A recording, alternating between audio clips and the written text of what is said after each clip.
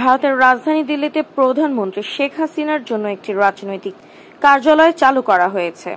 এই কার্যালয়ের মাধ্যমে মূলত বাংলাদেশ ভারত কূটনৈতিক সম্পর্ক, রাজনৈতিক যোগাযোগ এবং আওয়ামী লীগের আন্তর্জাতিক কার্যক্রমের আরও সুসংহতভাবে পরিচালিত হবে।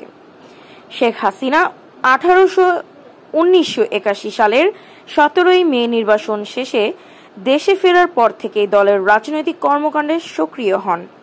এরপর থেকে আওয়ামী লীগ শুধু বাংলাদেশে নয়, আন্তর্জাতিক অঙ্গনেও নিজেদের অবস্থান শক্তিশালী করতে থাকে।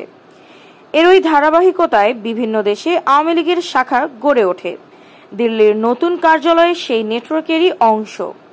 উল্লেখ্য, 1996 সালে শেখ হাসিনা প্রথমবারের মতো প্রধানমন্ত্রী হন এবং সেই সময় থেকেই ভারতের সঙ্গে সম্পর্ক নতুন মাত্রা পেতে শুরু করে।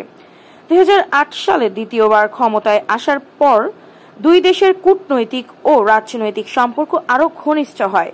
বিশেষ করে 2010 সালের দিল্লি সফর ছিল দুই দেশের সম্পর্কে একটি গুরুত্বপূর্ণ মাইলফলক। দিল্লিতে নতুন কার্যালয়ের মাধ্যমে আওয়ামী লীগ এবং শেখ হাসিনার রাজনৈতিক কার্যক্রম সরাসরি সমন্বয় করা সহজ হবে।